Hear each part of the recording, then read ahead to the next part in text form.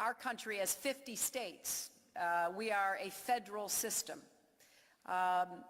So that may be something that you would look at. Or take another example of a state that is arranged differently, but takes into account the legitimate constituencies that exist throughout the country. What was so important about this conference, and why we are grateful to the government of the UK, is that it comes at the halfway point. The roadmap is 6 months in, 6 months to go. Now, regarding your last question, I think that the AMISOM forces, the TFG forces, the Ethiopian forces, others, the Kenyans who will be integrated into the AMISOM forces, are doing a very good job. We see a lot of progress on the ground. I am not a military strategist, but I think I know enough to say airstrikes would not be a good idea. And we have absolutely no reason to believe anyone, certainly not the United States, anyone is considering that.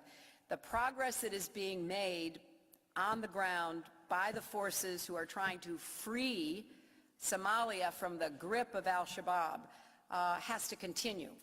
But it is, I think, encouraging to see how much has been accomplished.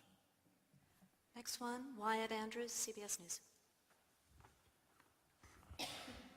Madam Secretary, going back to the humanitarian aid, this is a long time coming. I mean, what makes you or the members of this alliance believe that Assad will simply allow in the humanitarian aid where he hasn't done so before? And following up on the previous question, is there a plan if he simply refuses to allow the aid in? Well, secondly, if I might, do I understand you correctly on the SNC? Does the United States now consider the Syrian National Council to be a credible alternative to Assad? Because that sounds new. Well, they will be at the conference tomorrow. They will have a seat at the table as a representative of the Syrian people. And we think it's important to have Syrians represented. And the consensus opinion by the Arab League and all the others who are working and planning this conference is that the SNC is a credible representative, and therefore they will be present. It's also true, Wyatt, that I cannot, standing here today, predict exactly how this will unfold. But we are seeing increasing defections. We are seeing a lot of pressure on the inner regime. There is growing evidence that some of the officials in the Syrian government are beginning to hedge their bets, moving assets, moving family members, looking for a possible exit strategy. We see a lot of developments that we think are pointing to pressure on Assad. We hope it will pressure him to make the right decision regarding humanitarian assistance. But in the event that he continues to refuse, we think that the pressure will continue to build. So it's a fluid situation. But if I were a betting person for the medium term and certainly the long term, I would be betting against Assad.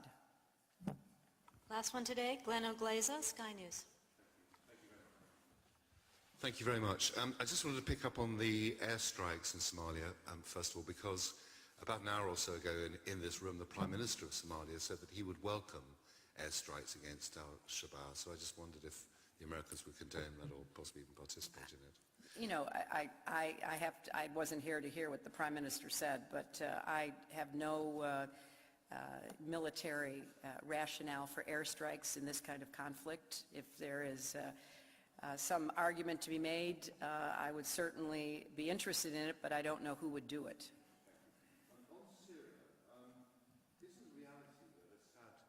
Is intent on annihilating the opposition as his father did before him, and without the Russians and the Chinese, and short of military intervention, there's frankly nothing anyone can do about it. And I wonder if I could ask you about Christopher Tappin, who's a 65-year-old British man who's being extradited to the States tomorrow. He's accused of supplying missile parts to the Iranians. He says he's innocent. and that he should be tried in British courts, not extradited to the United States? Thank you. Well, as to the last question, we have an extradition treaty, as you know, between us, and there are certain laws and procedures to be followed. They have been followed in this case. The gravamen of the complaint is based in U.S. law, and that's where he will be tried. Regarding Syria, I think the fact is that when Assad's father conducted his horrific attacks back in the early 80s, there was no internet, there was no Twitter, there were no social communication sites, there was no satellite television, there were no on-the-ground witnesses. It's much harder, and thankfully so, to have that level of brutality, shelling with artillery your own people, not be known by everyone, most particularly your own people. Not after the fact, but in real time. Therefore, I think that the strategy followed by the Syrians and their allies is one that can't stand the test of legitimacy or even brutality for any length of time.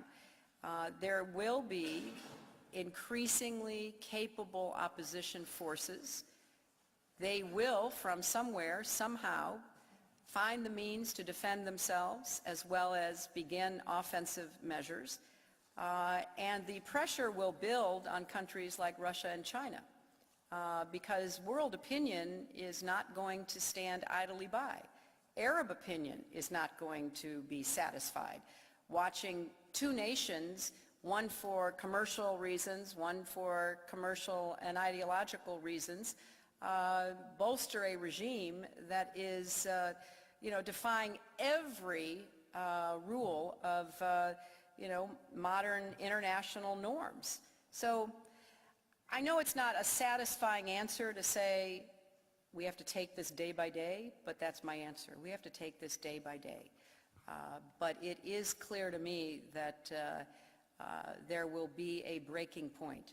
I wish it would be sooner so that more lives would be saved than later, but I have absolutely no doubt there will be such a breaking point. And I want the Syrian people who are suffering so mightily to know that the international community has not underestimated either their suffering or their impatience, and we are moving in an expeditious but deliberate manner.